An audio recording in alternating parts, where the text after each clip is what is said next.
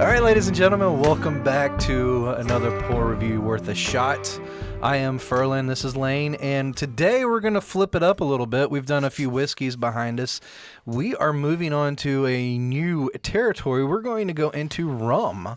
Well out of my comfort zone. Well out of his comfort zone. Nah, I think you'll find rum a little bit different. I've had a few rums. This is one of mine. My wife likes rum. Mm-hmm. So I've tried everything she has. I just prefer whiskey, so I don't drink it a lot, and it's out of my comfort zone. No, what are you gonna do if a few episodes from now you're like, I like rum better than whiskey? You think that'll ever happen? Probably not. Probably the same reason I don't like brandy. It's the aftertaste is different. It's just not my favorite. It's not really a don't like though. It's just not your type. It's not your top choice. I'll sit here and have a drink, but I'm not gonna. It's not when you'd actively sit down and watch a TV show. I'm not gonna sit down in a bar and order rum. You should give it a try. I'm not gonna say I'm not gonna watch a TV show with it because that has happened, but it's not what I'm gonna go sit down in a bar and order. So tell us a little bit about what you brought us today. So I brought us Flor de Cana. Uh-huh. Now Flor de Cana has several different age statements. They've got a clear spirit. Okay. They've got that's what I like to call a naked rum. A naked rum. Naked rum. Yeah, get that southern naked. Naked. So you have a 5-year, a 12-year, an 18-year, and a 25-year. Mm-hmm. We have the 12 and the 18. So we're going to do the 12 first, and we'll do the 18 probably in a few weeks. Okay. Give it a little time between. Nice. So this is Flor de Cana 12. It's a single estate rum, which you just clarified that for me. It's a distillery is an estate for rum. Yep. It's 40%, 80 proof. It's made at the base of an active volcano, which I thought was really cool. For our listeners at home, the bottle here, if you're looking for it in the store, it's a square-looking bottle. Of course, it does have the cork top, but the label on this particular one for the 12-year, the slow-aged rum is got a blue label on it.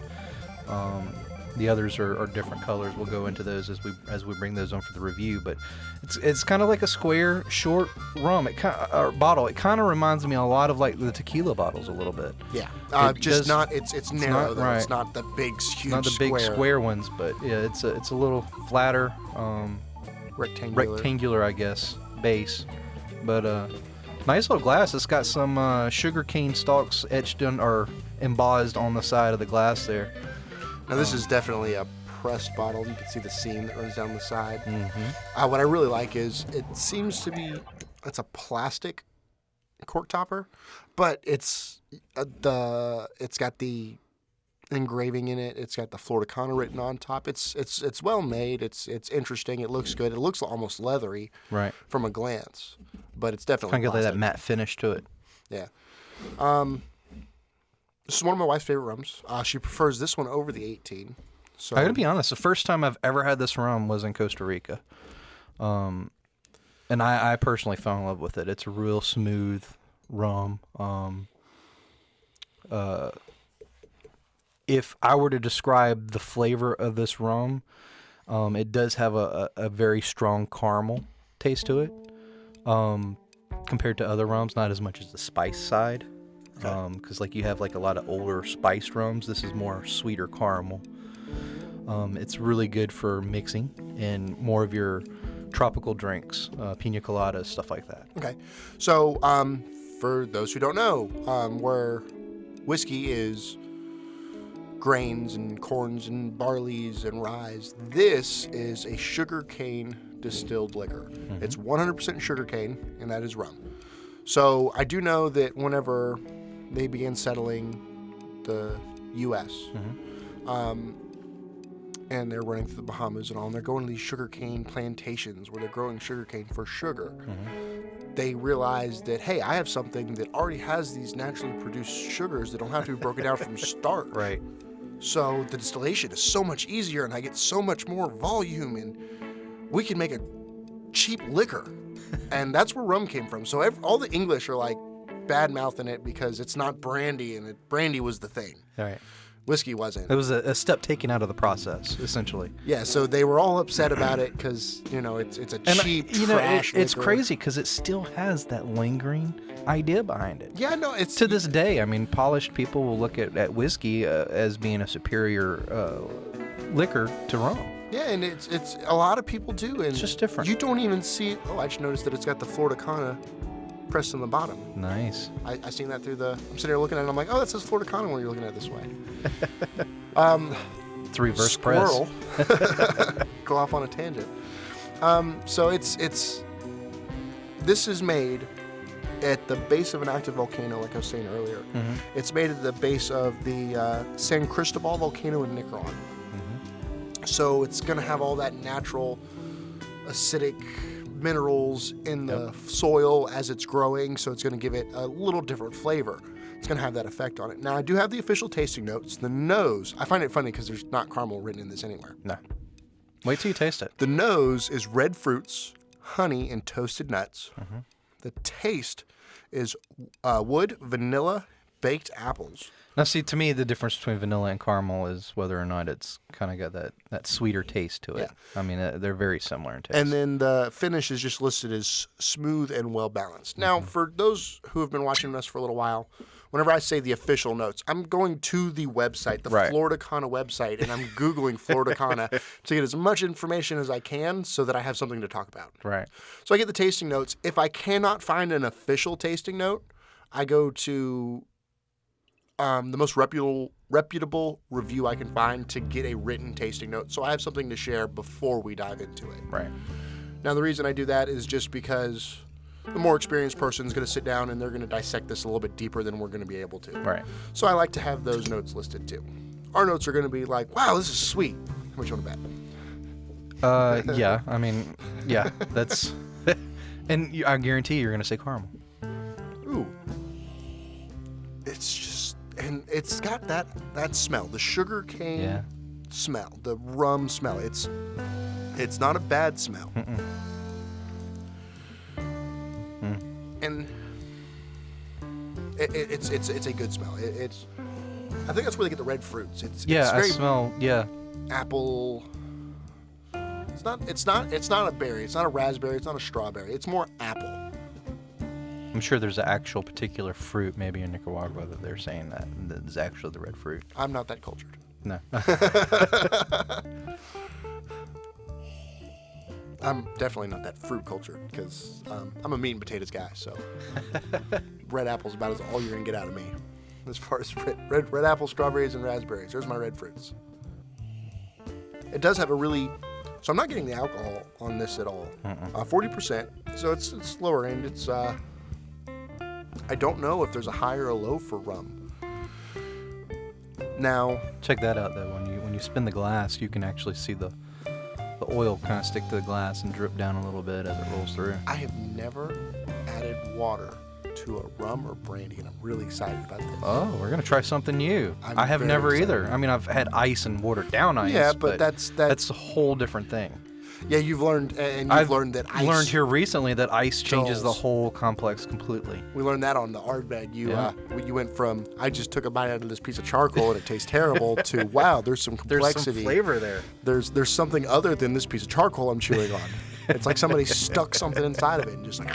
Yes. So, you want to give it a Let's shot? Go ahead and give it a try.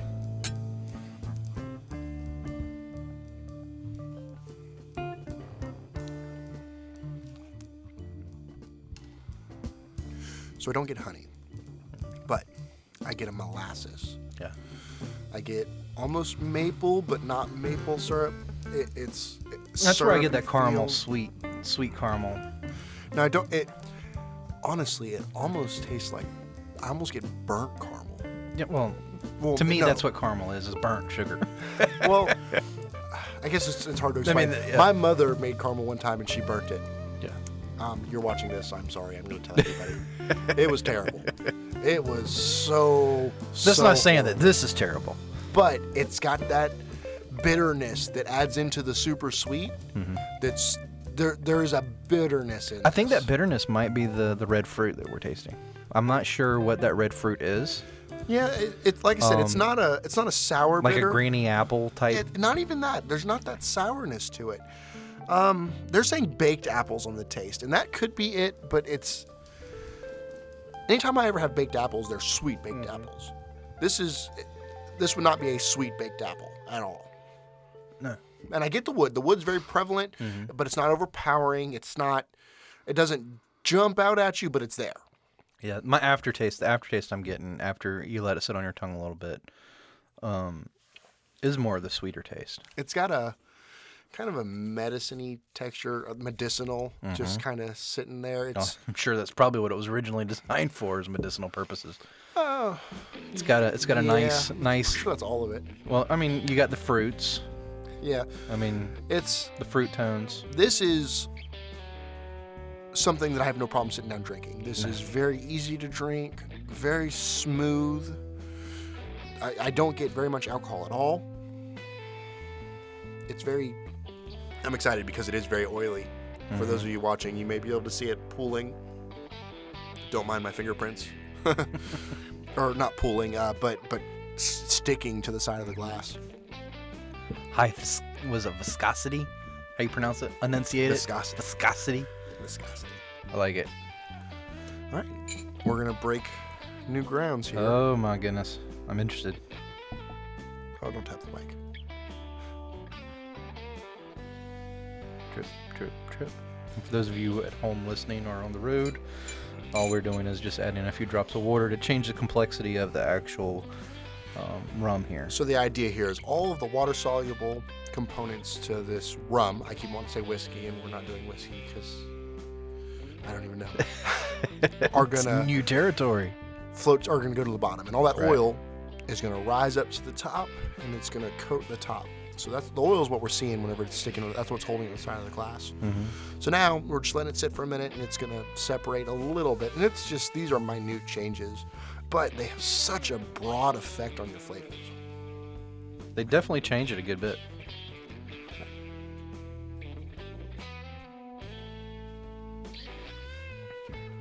I don't get a lot there. I don't. I was expecting a lot more. Yeah. I get the toasted nuts kind of come forward right there. I'm feeling something nutty, kind of. It's not oily. It's waxy. Yeah. It's like a waxy walnut. Yeah. Yeah. I feel that coming forward, and I feel it on my tongue, but I'm not getting what I was expecting. No, I wasn't. I was expecting more of a change, to be honest. Yeah.